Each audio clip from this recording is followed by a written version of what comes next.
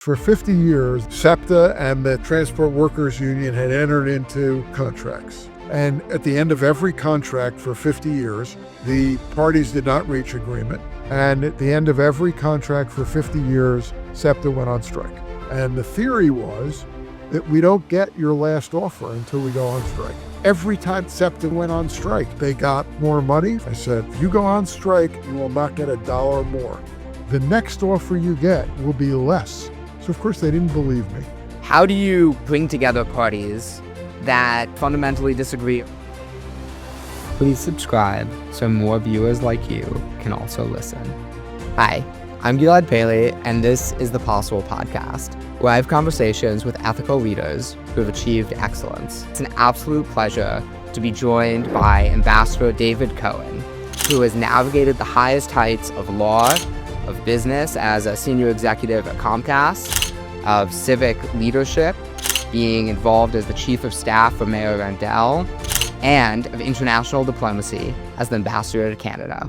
Personally, as a JD MBA student at the University of Pennsylvania, it's a real privilege to have you here, the former chairman of the University of Pennsylvania.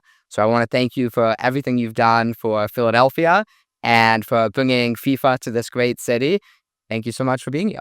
It's the right time to talk about World Cup, that's for sure. It's been very exciting. Here the U.S. comes. Right. So you've had quite the varied career. You've been in law and business and diplomacy and politics.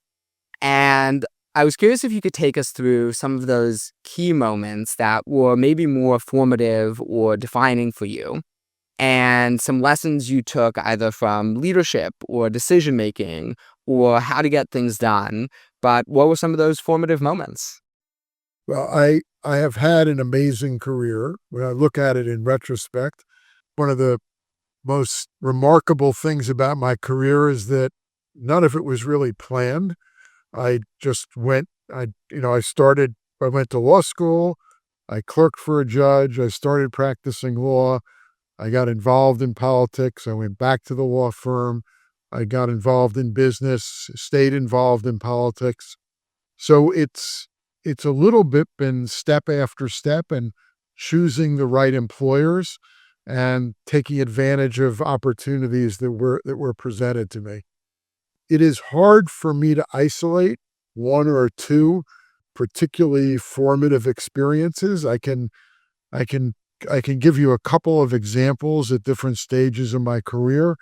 But for me, I think one of the most incredible experiences I had, one that seemed dangerous at the time and turned out to be dangerous, but that there's no way to have planned it, and somehow it all worked out, involved a situation when I was chief of staff to Ed Randell.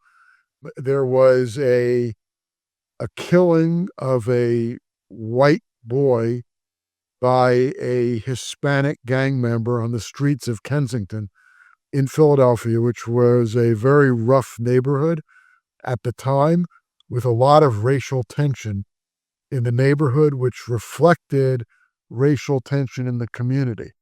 And you had a Hispanic boy shooting a white boy in a drive-by shooting, the white boy dying, and the mayor and the city council president and the governor and the police commissioner and I were all very worried whether this was a spark that could light up and could literally cause riots in the city and more violence in the city.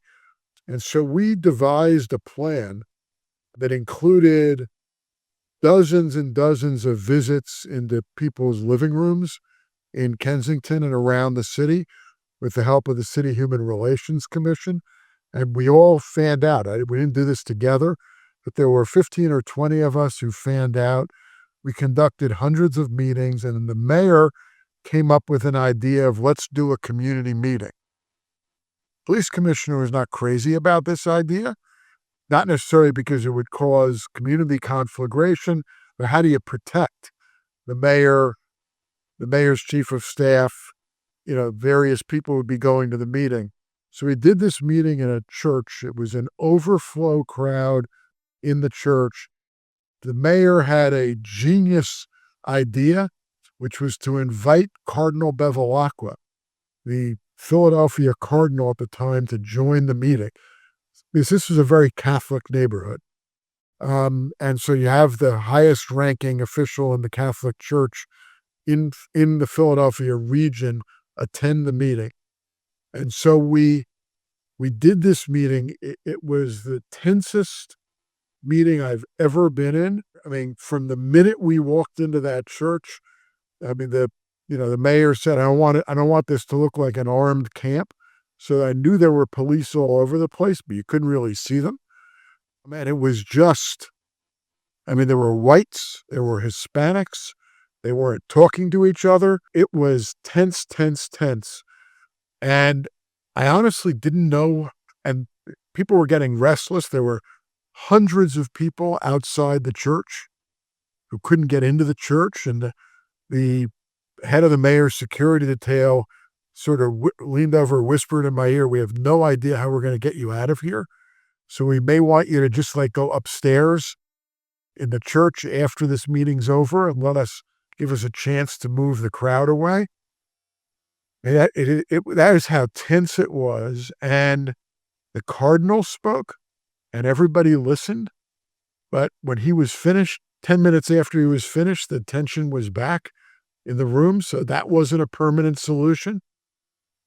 And then we're trying to figure out how to wrap up the meeting. And a middle-aged white woman walks up the aisle of the church. And I don't know whether the mayor was the first to recognize her. I was the first to recognize her. She was the mother of the boy who was killed. His name, by the way, was Robbie Burns. Can remember this 40 years later. And she walked up to the microphone and she said, forget her name, but I am Robbie Burns's mother. And I've been listening to what's happening in this church. And she turned to the whites in the audience. She said, if you want to honor my son, please listen to me. She turned to Hispanics who were there and she said, and if you would like to see something positive come out of this horrific episode, please listen to what I have to say. And she said, my family is in mourning. We will never get over the loss of Robbie. But the one thing I know is that any further violence would just disrespect his life and would make us feel worse. So if you care about my family, if you care about this community, please, everyone go home in peace, in love, and respect. Thank you for listening. And then she turned and walked down the aisle. You could have heard a pin drop. And I think to the credit of Ed Rendell, Council President Street, the Cardinal, nobody else said a word. Everybody just turned and walked, and we walked out of the church. It was like Moses going to crossing the Red Sea. The crowds parted. Everyone was quiet, respectful, and everybody disbanded. And it was, I think the lesson I learned from this is that all the planning was perfect. Nobody planned for Robbie Burns's mother to show up. And it was her showing up, and the most amateur speaker of the entire group of speakers who said the most important words and who quieted the crowds and who, quite frankly, brought peace to the neighborhood in the days and the weeks that followed. Wow. It's amazing. And, it can come from anywhere, as that story shows. And I guess thinking about how you ended up in that room when you were in your mid-30s and you decided to become chief of staff for Mayor Rendell, was that something you had prepared for in any way in terms of setting up your life so that you could do that easily, or you just took the leap and you jumped right in? So it is not something I prepared for. I don't know that it is something you can prepare for, but it is not something I prepared for. It was not on my career path. But I said one of the things that I say about my career path is that it was not planned out. I was somehow smart enough and flexible enough to take things one step at a time and to take advantage of opportunities that were provided to me as they arose and not to turn my back on them because, because because they weren't part of some written, defined plan that I had for my career. In fact, the truth of the matter is that when I mean, I managed Ed Rendell's campaign for mayor in in 1991 when he was elected. At the time I did that, my plan was that after the campaign, I would go back to my law firm, to Ballard Spahr, continue to practice law, serve as an outside advisor to the mayor. And it was actually over Labor Day weekend. So getting close to the end of the campaign, Ed was down at his house in Ocean City at the Jersey Shore and invited me to come down and said, we can sort of the last weekend before the sprint to the end, we can do some talking. We can just spend a little bit of time together. And so I spent the weekend down there. And on either Saturday or Sunday, I don't remember which day, he and I went for a walk on the beach. And he said to me, so you're sure I'm not going to be, if I win, I'm not going to be able to convince you to come into the administration, even for a year or two? And I looked at him and I said, it's funny you say that because I've been thinking about this. You know what my plan is, which is to go back to the law firm. But after spending all this time on the campaign trail with you and saying that you as mayor can make a difference and that a strong mayoral administration can make a difference, I've been thinking whether I'll be kicking myself for not hanging in there a little while longer and being a part of the effort to turn the city around. And so he said, well, I'm just asking for a year or two. And I said, I had to talk to Rhonda one more time, but I think I'm prepared to do that. So until that conversation, I wasn't going to go into the administration at all, but I did decide to go in, and I did it for a little longer than a year or two. I did it for 5.5 years, and I don't regret that decision for a minute. That's amazing. I think something that a lot of people talk about is kind of the golden handcuff space where entering public service, you often make a lot less money. Was that something you had to grapple with in any way? Or you said, this is something that's important to me. I feel comfortable, doing it. So in all of my career choices, and I'm not saying this to be sanctimonious at all, but money never entered into any of those decisions. Obviously, it was a significant cut in pay. We were a young family at the time, and my oldest son was 6 years old. My youngest son had just been born, so we were a new family with 2 kids. My wife was a full-time lawyer at a big law firm, so she was making a nice income, and obviously had made a very nice income as a young partner at the firm. And, frankly, we thought we had all the money we needed. And so I've never let money and compensation get in the way of my career choices. Same thing happened when I decided to go to Comcast, to leave the law firm and to go to Comcast. And I was trying to make up my mind what to do. And Brian Roberts said, why don't you take a couple days and, make some notes about what you think is good about this job, what you think is bad about this job, and let's have a conversation. It was on a Friday afternoon, and he said, let's have breakfast on Monday, take the weekend. Because that was a big change for me at the time. And so I took out a yellow legal pad and I drew a line down the middle of the page. And the left-hand column was advantages and the right-hand column was disadvantages. And I wrote them down, went in for breakfast with Brian on Monday, and he pulls out a legal pad. He had done exactly the same thing. Drew a line down the page and put advantages on the left and disadvantages on the right. And we started talking through. After about an hour or so, he started laughing. He said, Steve Burke, who at the time was the head of Comcast Cable, which was the largest division of Comcast at the time. He says, I was talking to Steve about this, and I bet him that when you came in with your list, that the number one item on my list and on his list wasn't going to be on your list. So I said, what are you talking about? And he showed me his list, and the number one item for advantages was wealth creation, was the financial advantages of being a senior executive at a publicly traded company. And not only was that not the number one item on my list, it wasn't on my list at all as an advantage or as a disadvantage. So I'm in the position where, fortunately, it was never necessary, but I've never let money and compensation affect decisions I made about my career and about my family.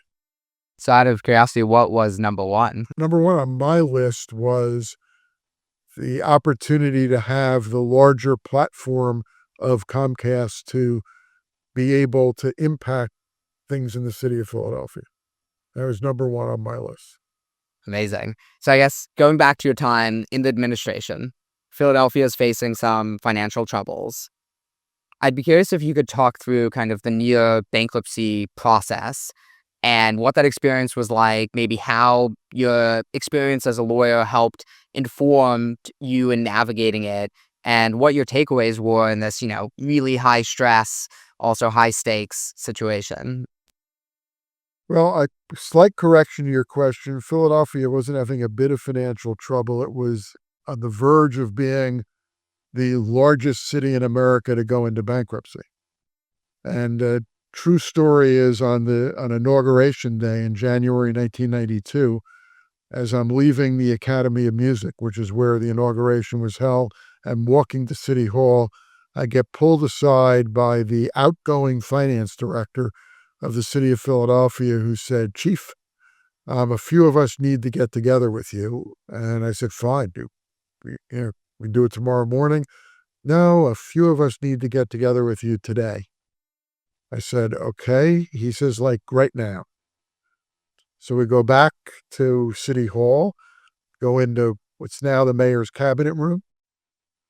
There's a big, long conference table, and there were 6 very unhappy finance types, most of whom I had met before, were sitting around the table. And the finance director, he was still the finance director said to me, so, Chief, the bad news is, this is on a Monday. The bad news is, and unfortunately it's really bad news, we don't have enough money to make payroll on Friday. Wow. Right. That is, I think I had a different word. I mean, it was a 4-letter expletive, which I didn't say, but that is what was rolling around in my head when he said that. That is how bad things were in the city of Philadelphia, that between Monday and Friday, and it was only, I think, $30 million, something like that we had to come up with between Monday and Friday to be able to make payroll. And so that was chapter 1, or page 1 of chapter 1 of what it was like to try and turn around the finances of, probably the most financially ill city in the United States of America. And there were some elements of my experience as a lawyer. I'd been a workout lawyer, but there's nothing that really prepares you for the scale. I mean, the city of Philadelphia had a $3 billion budget. None of the companies I was working with in bankruptcy were $3 billion companies. So the scale was remarkable. The stakes of the game were higher than any game I had ever played before. And a lot of it was on-the-job training, was exercising good judgment, strong communication skills, tactics and strategy, putting together a team and relying on the team, dividing and conquer in terms of the work responsibilities you had to do. Those were all skill sets that I had developed over the course of my career, and they were all pretty important in leading the efforts to turn around the city financially. Were there any key decision points that you could speak to that you were weighing in uncertainty? How do we do X? And it's like we have 2, 3, 5 options and we don't know what to do. Like, There are no key decisions. Every hour, there was a new decision to make. Every hour for months, there was a new decision to make that could throw the city into bankruptcy, that could create riots on the streets, that could cause workers to walk off the job. I mean, literally every hour, there was a critical decision point that we had to make a judgment on. it's pretty intense. And I mean, it worked out well because now I see Philadelphia today and it's a beautiful, wonderful, thriving, room for improvement as every city. But so all of those. It didn't work out well, and it was a mixture of, reactive crisis management and proactive, visionary, strategic planning for what did we want the city to look like in a year, in 5 years, in 10 years. So I guess sticking with the crisis theme, another key moment was the SEPTA strike, and you have very different interests here. How do you bring together parties that in many ways fundamentally disagree on what their objectives are? And what were some of the trade-offs that you were able to get the parties to help come to an agreement? So I don't know if the SEPTA strike, if the SEPTA situation was my finest hour. I don't even know that it really was. I mean, the municipal labor situation was a lot more significant and difficult and more challenging than the SEPTA situation. The SEPTA situation ended up being pretty easy because for 50 years, there had been a pattern that SEPTA, and by the way, the city isn't even a party to the contract. SEPTA is a state authority. The contract is between SEPTA as the authority and the Transport Workers Union, which is the union representing the workers. So the city is just an interested party. They're not even a party to the contract. But for 50 years, SEPTA and the Transport Workers Union had entered into 4-year contracts, sometimes 3 years. I think never 5 years, but 3 or 4 or 2-year contracts. And at the end of every contract for 50 years, the parties did not reach agreement. And at the end of every contract for 50 years, SEPTA went on strike. And the theory was that we don't get your last offer until we go on strike. So no matter what SEPTA said, no matter what the mayor said, this is our last and final offer. We're not going to do any better. The SEPTA workers and union didn't believe it. The only way for them to get the final offer, they thought, was to go on strike. Because every time they went on strike, SEPTA would increase the offer to get them back. So the entire structure of this negotiation from meeting one was to tell SEPTA, we're going to be very transparent about how much, was to tell the TWU, we're going to be very transparent about how much money we have. We're going to work together with you. If you've got ideas about how to save more money, we'll be happy to pass those fiscal savings on to you in terms of higher compensation package. But at the end of the day, we're going to tell you what our final package is. And that's going to be our final package. And you can go out on strike for a day, a week, a month, 5 years. You're not going to get a penny more. Because we were bound and determined to break the cycle of making SEPTA workers go out on strike so that they believe that they got the final package. So we got right up to the end, contracts expiring the next day, and we said, we told you 2 days ago, that was our best and final offer. There is no more. And the head of the TWU said, okay, we're going to go on strike tomorrow. I said, remember what I told you. If you go on strike, no matter how long you stay out, you will not get $1 more. Not only that, we're going to start adding up the financial damages to the system as a result of your going on strike, and we're going to deduct that from our last offer. So if you go out on strike, the next offer you get will be less than the offer we gave you 2 days ago.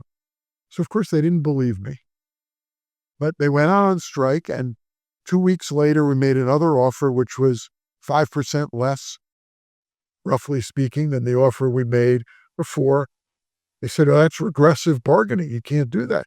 I said, "I told you this is what was going to happen." I believe they stayed out for 40 days. The final offer that we made them was about 10% lower than the final offer. The final offer that we made them was about 10% less than the final offer before they went on strike. And they finally took it because after 40 days, they believed they weren't getting any more.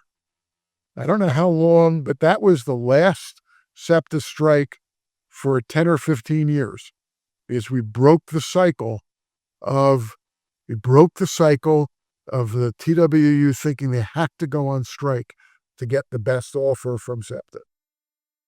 Well, in the immediate aftermath, was that politically challenging where people were not supportive, especially, during the strike, of not having access to SEPTA? Or It was politically challenging, not in the immediate aftermath, but throughout the entire strike. We were getting criticism from city council. We were getting offers of assistance from state legislators.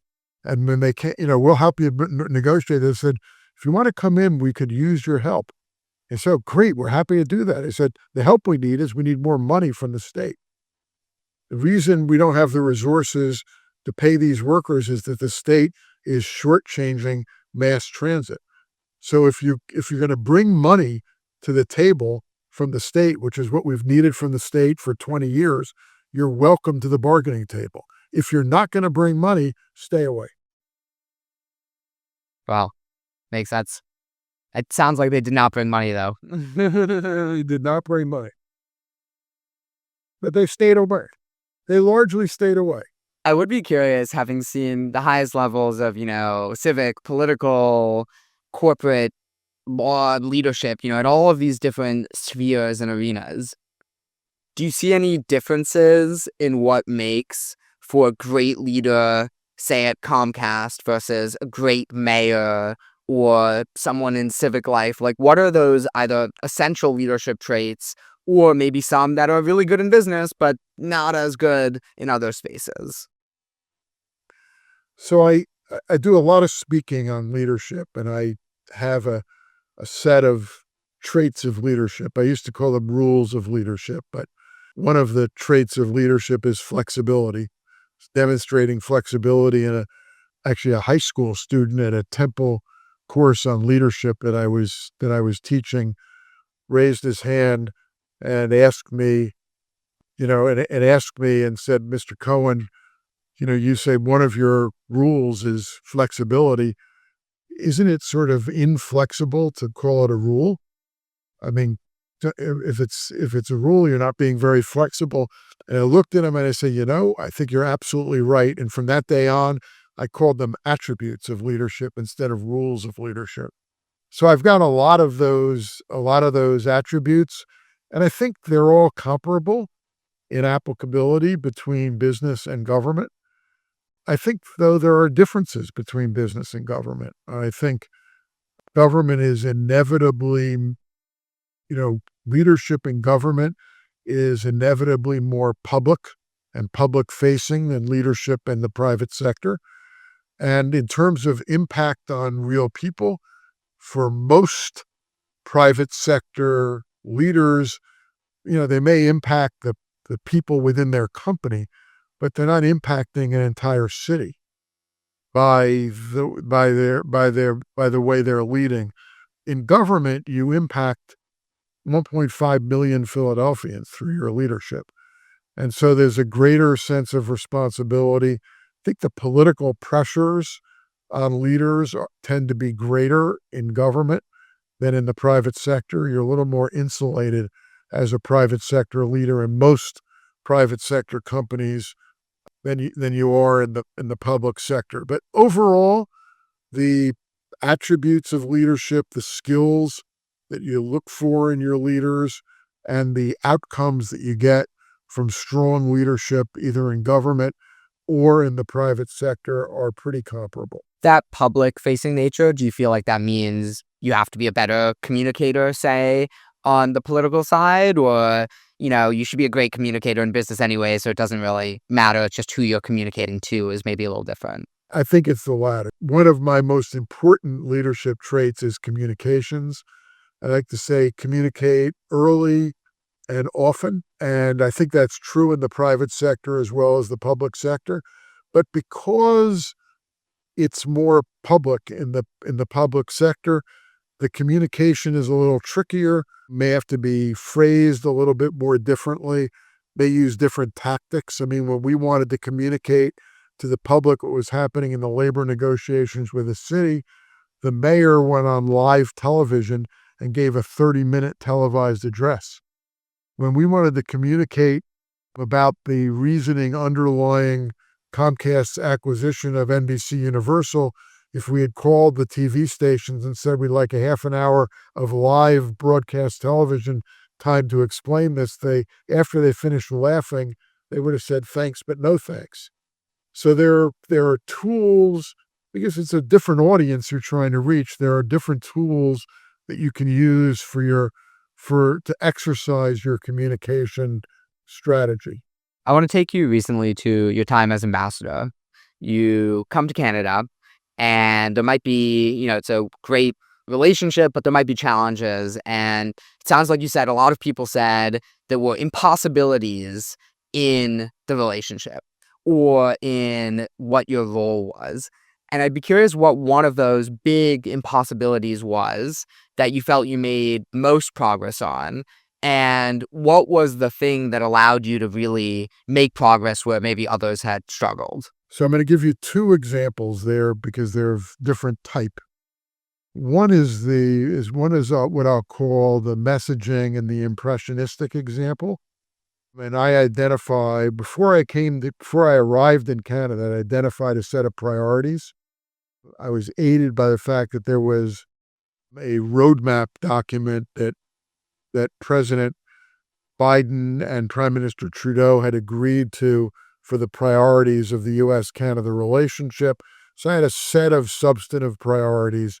When I arrived in Canada, I realized that there was one issue that wasn't on that priority list, but that deserved the highest treatment, and that was the loss of trust that had occurred on the part of Canada toward the United States.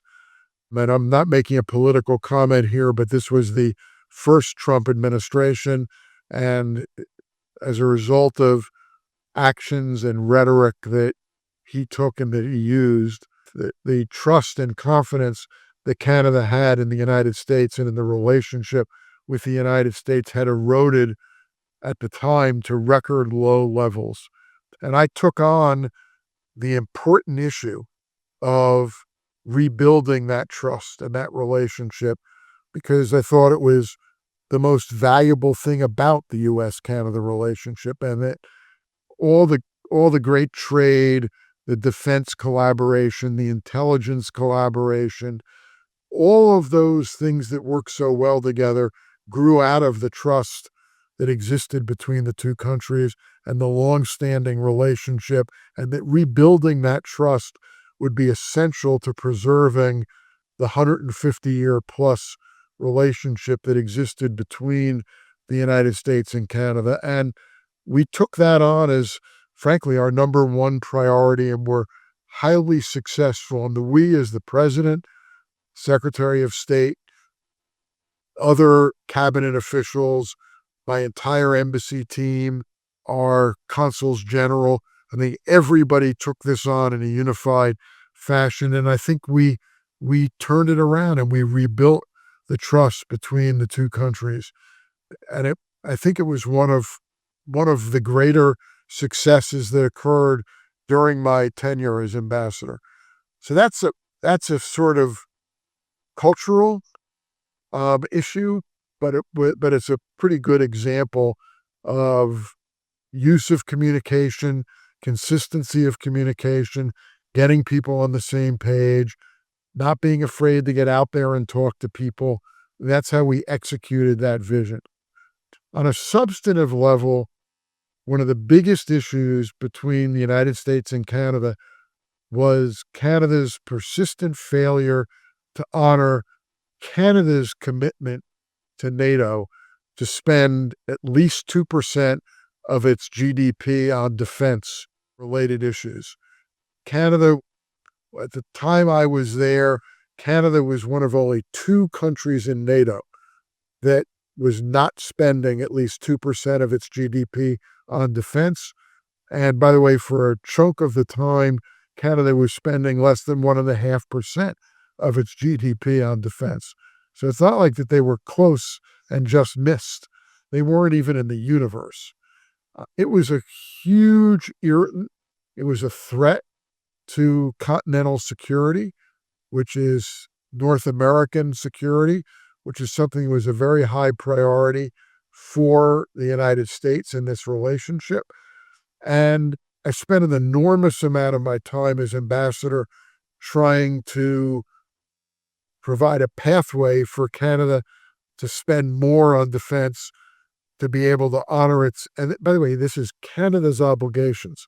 This 2% of GDP commitment isn't something that was imposed on Canada. At multiple NATO summits, Canada would show up and they would promise to spend at least 2% of their GDP on defense. So it was a matter of holding Canada to its own promises, not to create a new commitment on the part of Canada. And a lot of that, I mean, I became of the view that, and the pushback from the Canadian government was, Mr. Ambassador, you don't know how hard it is. Defense spending is so unpopular politically in Canada.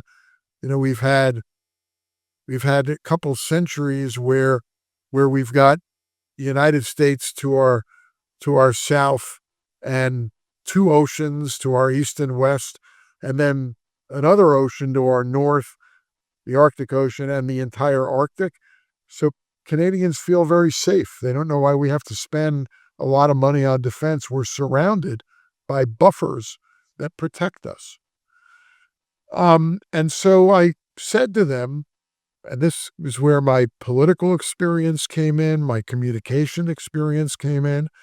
I said, one of your problems is that when you talk about defense and wanting to spend more money on defense, you're always talking in terms of your need to honor your commitment to NATO to spend at least 2% of your GDP on defense.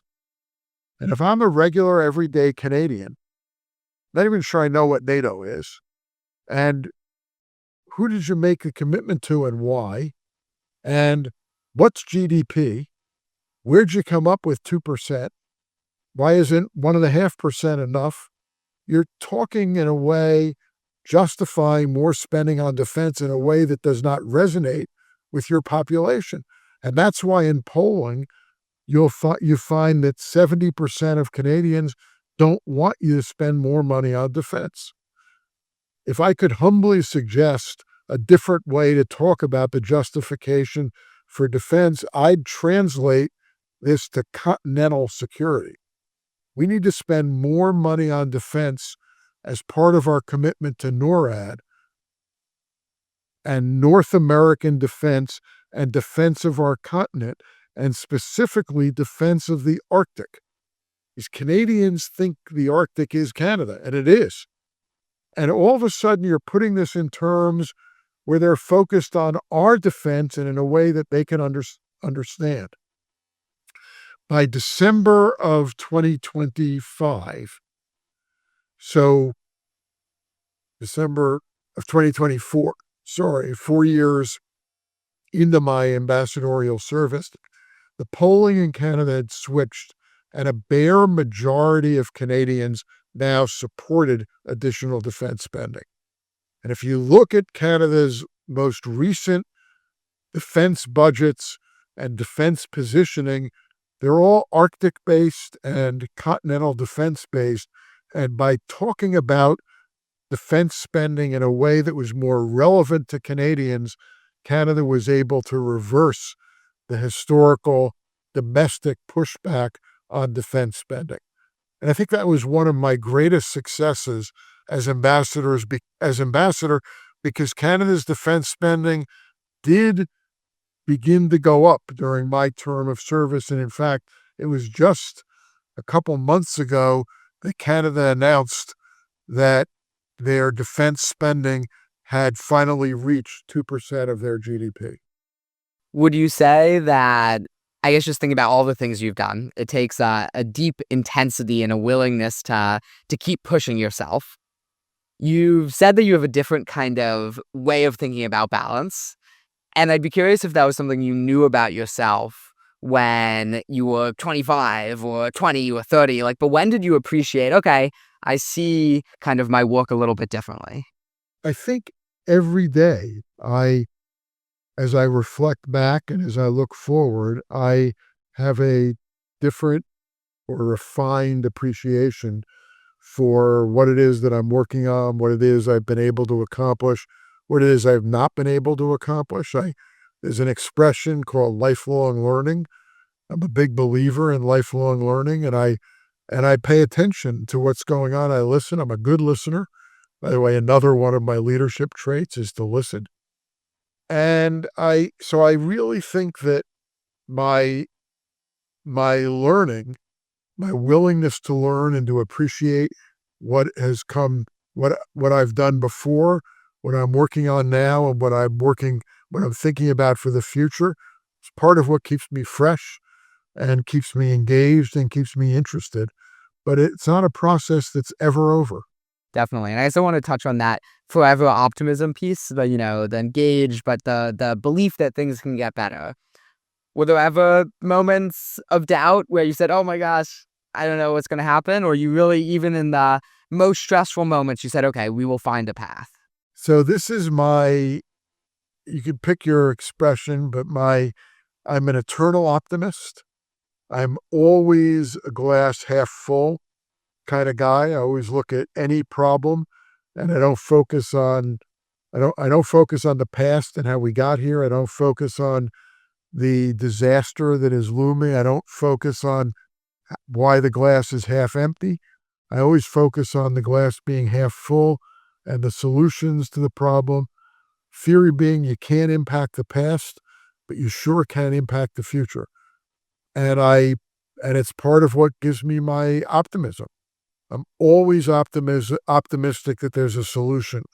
And again, this is where my leadership traits come in, that if you put the right team together, if you communicate effectively, if you're a good listener, if you lead through example, if you don't ask your people to do things that you're not willing to do, if you're open, if you're flexible, and if you're open to new suggestions and open to change, there is always a solution. And I firmly believe that. And as big and complicated as the problems are that I've confronted, I honestly never thought that all was lost on any issue. So touching the sense of optimism, always the final question. The name of the podcast is The Possible. Is there a moment in your life that you think captures your sense of what is possible in this world? So the other thing I say about my life, by the way, is that, and I thank you for not asking me this question, which these people always ask me, you've had all these jobs, which is your favorite job? And I never answer that question. I can tell you the strengths of every one of my jobs, and I can tell you the high moments and the low moments of every one of my jobs. But I have truly loved every job that I've had for as long as I've had it. That is what my answer is to that question. And so in some ways, the question of, greatest moment or something like that, I can't define that either, because there've been so many great moments.